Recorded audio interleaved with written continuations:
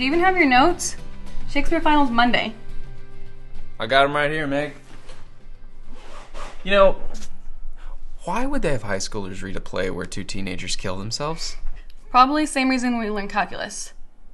To make high school even more depressing. Well, here you go. Justin, you're such a mess.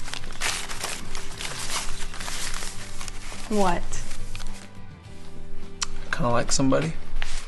Let me brace myself. Who? Amber. Seriously? Absolutely. Do you even know her? We have class together.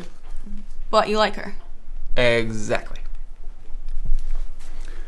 What's the word? Justin likes Amber. What? What is wrong with that? It's like a roller coaster, dude. What does that even mean? Just means that you like someone new every day. Whatever. I love you, Justin, but let me think. First, it was Jessica. Then it was... Brittany. How can we forget that? Guys, it is not like that. Oh, it is. There are like 30 girls in our class, and you're into pretty much anyone who smiles at you. Do you even know what you want? Someone hot. No. Well, not just that. I don't want to be the voice of reason, but until you figure that out, you'll like everyone that comes by. I think the lunch lady was checking you out. Guys, I am serious.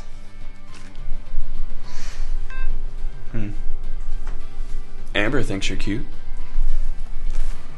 Who says? Well, Kelly asked Brittany, who asked Shelby, who found out from Heather, who's dating Amber's brother, who told Lisa. How do you know this? The social pipeline. What do you think I've been doing for the past 10 minutes? Can we get back to more important things like the test? Yeah, right after Justin talks to Amber.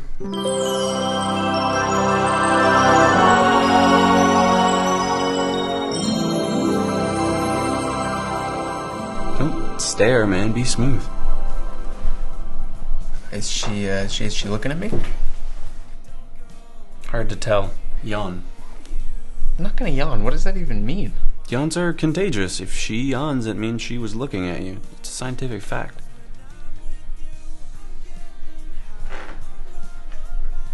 Yeah, she's not looking. Do it again. Are you sure she likes me? According to Heather. Actually, Lisa. Oh, well, she's a good source. I'm just gonna do it.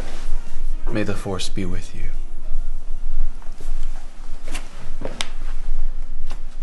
Got him to loosen up.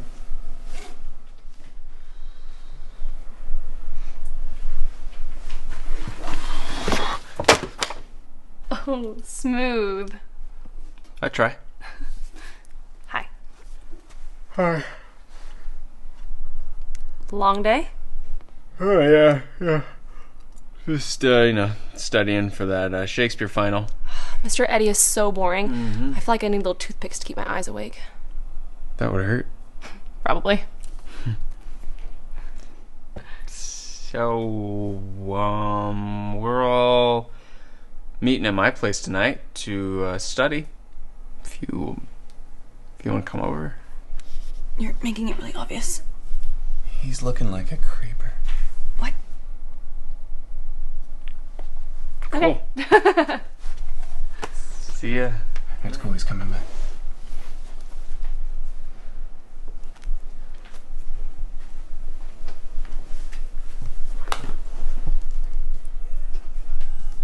Well, it looks like we have a study group. This is a good thing. Yeah.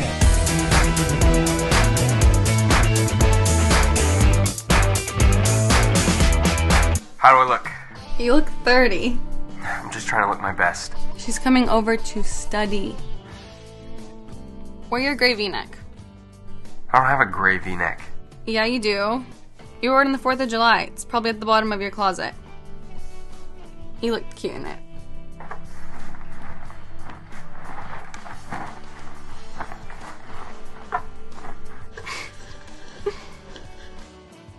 This it?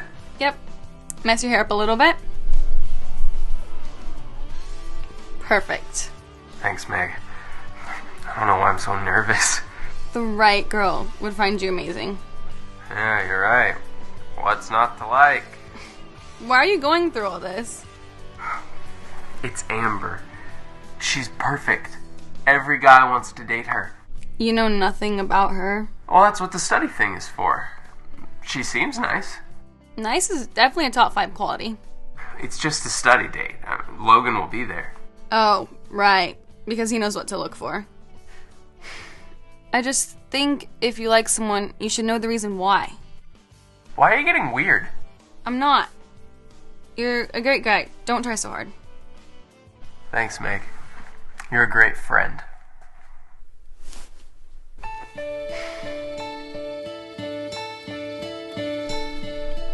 This is such a good song. Yeah, tell me about it. Wish I could see him live. I know, right?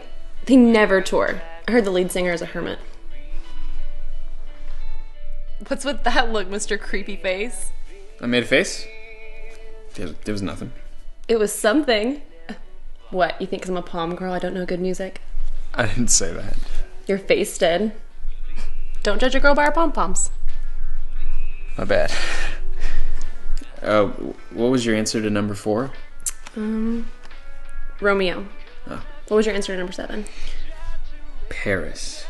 Most annoying thing about a guy? Sorry, guys. Guys that burp in public. Well put. Thanks for the Hot Pocket, Mrs. D. No problem. Glad you liked him. You have a cool mom. She's the best. She makes lots of Hot Pockets.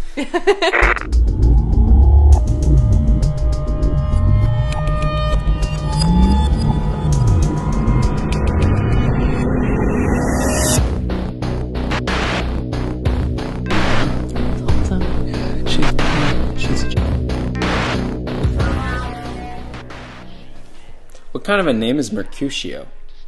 Italian? Well, why would they have high schoolers read a play where 2 teens kill themselves? Because it's a classic. It's depressing. I think they're just trying to scare us. They're trying to teach us what love is. How is that love? It's romantic, passionate. They're willing to die for each other. They don't even know each other. I think it's beautiful. I just think if you love someone, you should know the reason why. I just think if you like someone, you should know the reason why. That you'll finally learn the shape of your heart.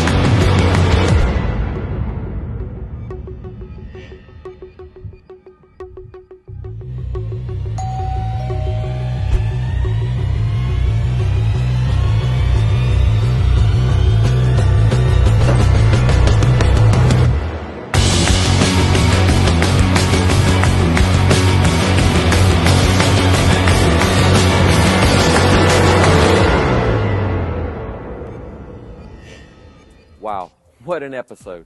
I bet some of you guys in here wish that you were Justin right now. I mean, 2 different girls interested in you, and you get to choose which one you want to be with. How exciting, right? Well, listen, in this episode, it seems as though, you know what, he couldn't make up his mind when it came to who he wanted to be in a relationship with until the light came on in his head. Well, you know what? The same thing is true when it comes to those that we date or those that we want to be friends with. We need to decide who our friends are, and we will need to decide who to date and who not to date. We need to evaluate who would be good for us and who will take away from who we are and who God made us to be. It's like we need the light to go on in our heads. See, dating and friendships can be such a complicated thing, especially when it comes to figuring out what we want and what we need in the people who are our friends and the people that we want to date. See, for the average person, not much thought goes into it. If you're a girl, you're probably looking for the guy with the vocal stylings of any one of the guys from One Direction combined with maybe the perfect hair of Justin Bieber, right? Or guys, you want to find your Megan Fox lookalike with a witty personality and an incredible smile. And that's the thing. It can be really easy to be interested in someone simply because you think they look good. But let me tell you, the outward appearance isn't everything. Look at what the Bible has to say about outward appearance. In 1 Samuel 16, verse 7, listen to what it said. But the Lord said to Samuel, do not consider his appearance or his height, for I have rejected him. The Lord does not look at the things people look at. People look at the outward appearance, but the Lord looks at the heart. See, God cares so much about what's going on inside a person, who they are, what kind of character they have, how they treat others. We need to have the heart of God more in these matters. Sure, it's important to be attracted to someone, but it goes so much deeper than that. It is important to consider who someone is on the inside. Do they encourage you and build you up to be who God made you to be, or do they cause you to compromise who you know that you are? And that's why it's important to know what you're looking for in someone, to know what you need, to know what kind of person will build you up and encourage you to be your best. And that's why it's important to come up with a few things, a list, if you will, of the compromisables and uncompromisables. Now, what do I mean by a list of compromisables and uncompromisable is to come up with your list of things you know you need in someone and the things that you would like to have in someone. And those are two different things. Now, the list of uncompromisables should be a few things that no matter what, you need to have in that person. They would be things like a person whose character is top-notch, a person who treats you with respect, a person who is comfortable with who they are, a person who puts their faith before anything else. Then, there are things that are compromisables. These are the things that you would like to have, but if someone doesn't have those things, then that might still be okay. Something like you want a guy with muscles, or you want a girl with perfectly white and straight teeth. Those are things you would like, but it doesn't really have much bearing on a relationship.